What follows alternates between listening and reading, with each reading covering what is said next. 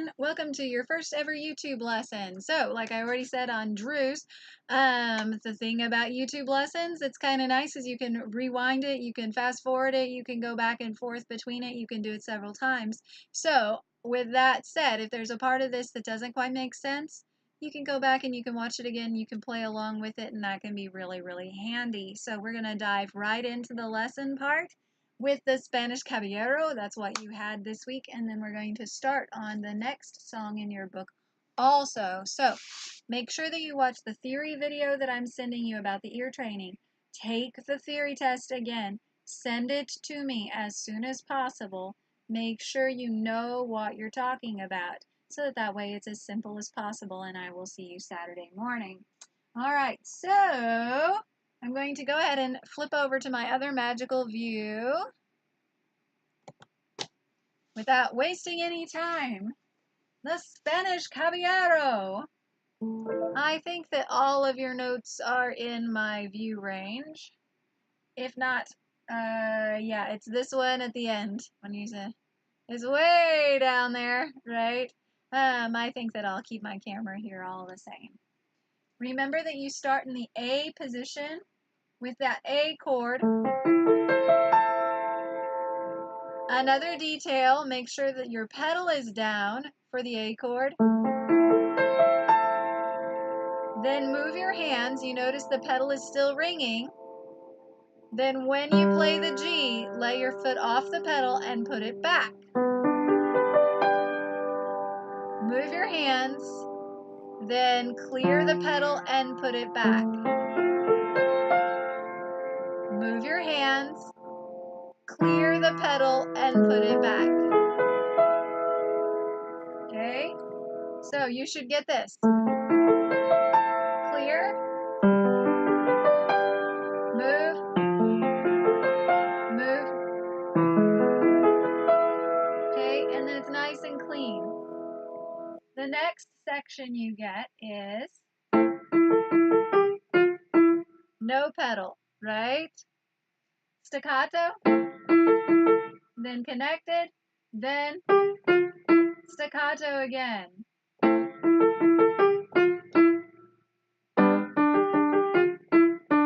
Back up to what it was. And we worked this part last week.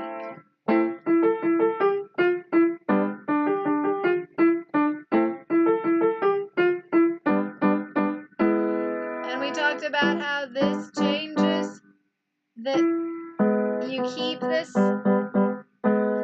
It's this one that comes up, right? Okay, and then you play both octave lower to the end. Same thing as at the beginning. Okay, and then you have off screen. Whoops.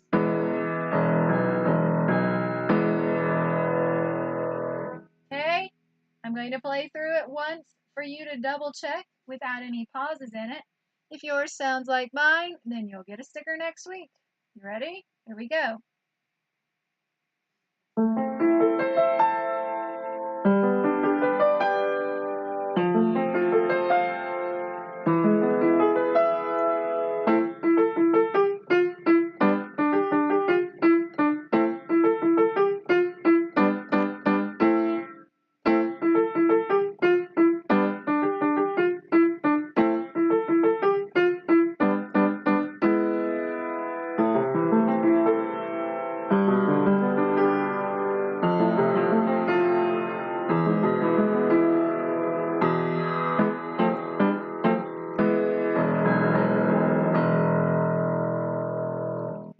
Forgot to put that at the end, right?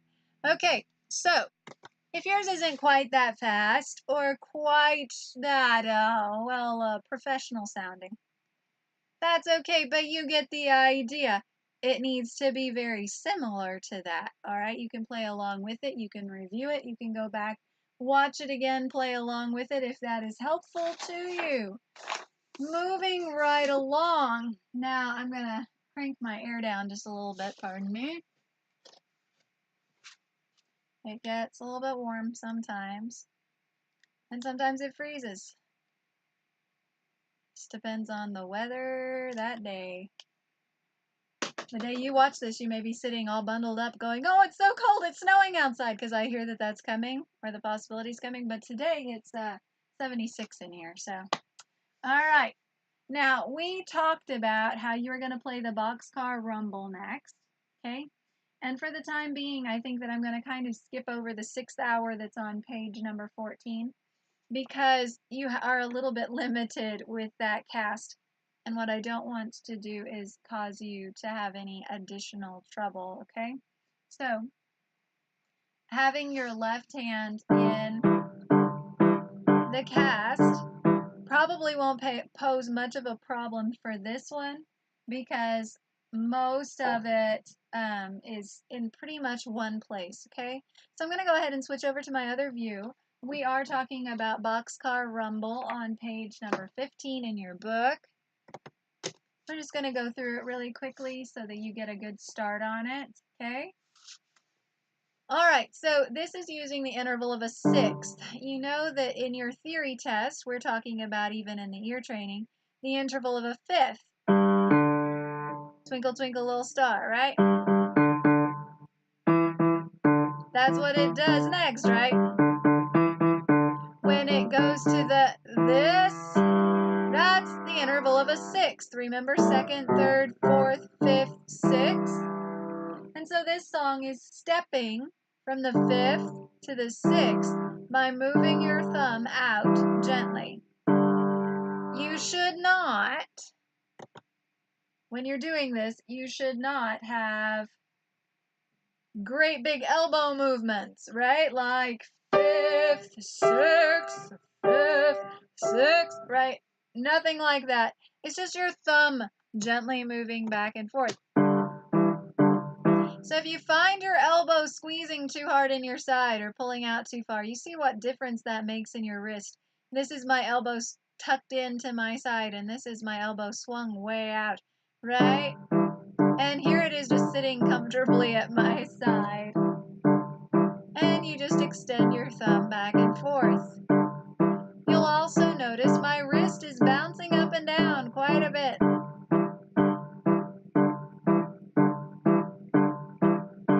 When your wrist bounces up and down quite a bit, your hand doesn't get tired. But if it stays locked in one place, it can get tired, and you can feel it in your elbow and your back. You may not be able to do a whole lot about that. I can't remember which arm it is that you no longer have for the time being, right? But you want to have as much bounce and control of that as you can. And be careful if it starts to hurt. In your right hand, my right hand, it's going to be playing sixths also. Seconds, third, fourth, fifth, sixth, right? It plays it, it repeats it, it turns it into eighth notes, and then it steps down one and one and one and one and one and one and one. Okay, so that's not so bad, right? You get this?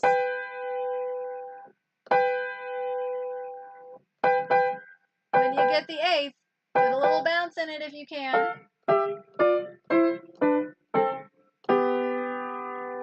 And then change it to B flat. Change it back to B natural. Okay? I'm going to now put measures 1 through 9 together for you slowly.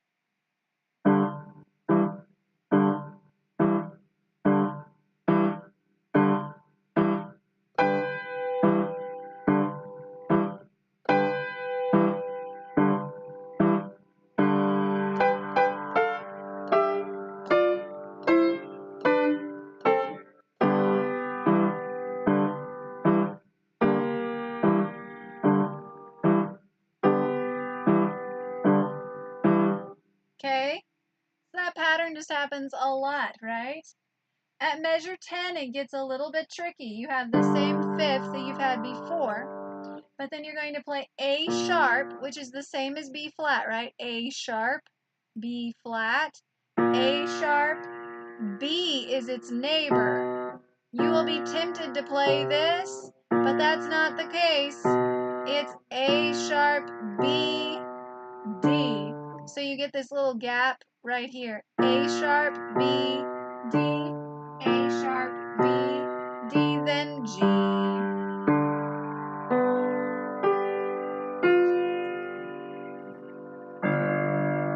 G down that end because I don't want to readjust my camera. So here's the whole song. Now, should you really be listening to the whole thing until you've worked on it? No, you shouldn't really be listening to the whole thing until you've worked on it. So, stop the video! Right? Stop the video and work on it for a few days and then say, I wonder if I'm on the right track. Read through it. The right track, Boxcar Rumble, trains, sorry. Make sure you go through it. Know what you're talking about and you're not just copying me. You need to read it for yourself. So work on it and then come back. So I'm going to assume now that it's been like a few days. We may be the other side of the theory test. I hope the theory test went great for you. Good job. Hope everything's going well. Let's double check and see if that Boxcar Rumble sounds the way it's supposed to, okay?